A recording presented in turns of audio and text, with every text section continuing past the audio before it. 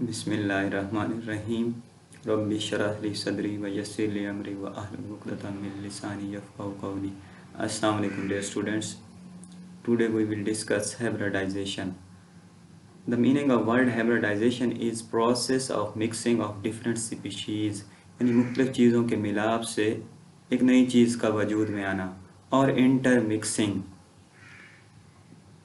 For example, अच्छे किस्म की फल की पैदावार के लिए बागात के माली ये काम करते हैं कि दो ऐसे पौधे जिनमें से एक के फल का साइज़ बड़ा होता है और दूसरा ऐसा पौधा जो जायके में मीठा होता है, उन दोनों को तिरछा काट लेते हैं और तिरछा काटने के बाद एक का ऊपर वाला हिस्सा दूसरे पर और दूसरे का पहले पर, और इन्हें धागे से बांध कर उगा दिया जाता है।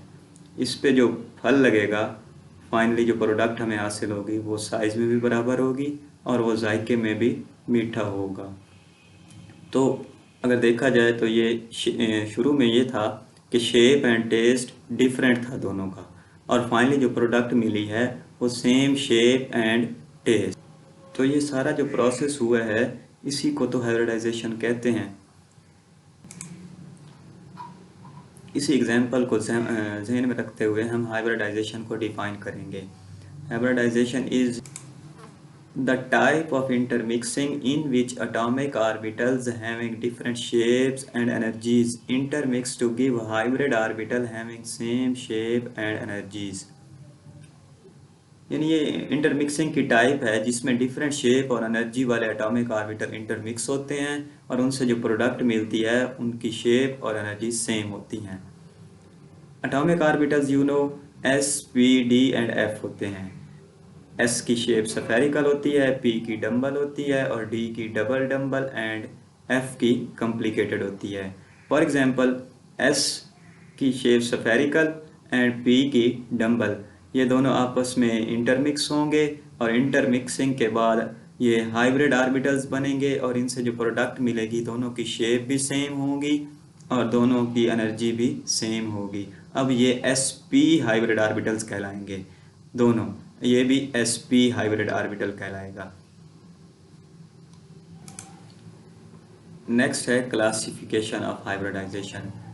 There are 3 types of hybridization, sp3, sp2 and sp3 hybridization, the type of hybridization in which one s and 3p atomic orbitals intermix to give 4 sp3 hybrid orbitals is called sp3 hybridization. For example, CH4, Ni3, H2O, C2H6, all are examples of sp3 hybridization. CH4 chemical name methane, इसमें central atom carbon है और carbon के चारों तरफ hydrogen है। Carbon का atomic number 6 होता है। अगर इसकी इलेक्ट्रॉनिक कन्फिग्रेशन देखी जाए तो 1s2, 2s2 एंड 2p2। और इसकी वैलेंस शेल इलेक्ट्रॉनिक कन्फिग्रेशन देखी जाए, यानी आउटर मोस्ट शेल की जो इलेक्ट्रॉनिक कन्फिग्रेशन है, क्योंकि इसमें 2 शेल हैं, एक पहला और दूसरा वैलेंस शेल है, तो दूसरे शेल में 2s2 एंड 2p2। और इसकी ग्राउंड स्टेट देखी जाए तो इसमें S में भी 2 इलेक्ट्रॉन्स हैं एंड P में भी 2 इलेक्ट्रॉन्स हैं, 2s2 and 2px1 and 2py1 and 2pz empty है, खाली है। तो इसमें ये होगा क्योंकि S में 2 इलेक्ट्रॉन्स हैं और ये कम्प्लीटली फिल्ड है और P का एक पार्ट खाली है, तो ये यहाँ से एक इलेक्ट्रॉन एनर्जी एब्जॉर्ब करके Pz में शिफ्ट हो जाएगा, तो ये इसकी एक्साइटेड स्टेट बन जाएगी 2s1, 2px1, 2py1 and 2pz1।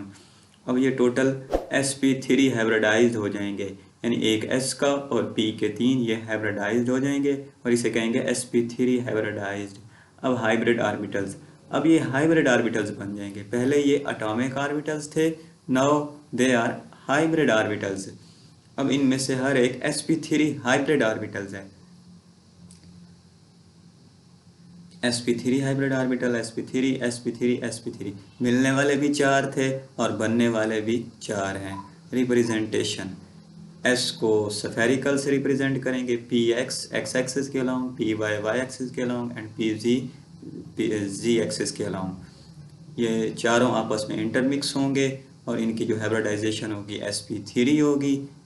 और इनसे जो हाइब्रिड ऑर्बिटल्स बनेंगे sp3 हाइब्रिड ऑर्बिटल्स, हर एक में थोड़ा थोड़ा पार्ट s का होगा और ज़्यादा पार्ट p का होगा, क्योंकि p के 3 मिलने वाले ऑर्बिटल्स थे और s का एक ही ऑर्बिटल था।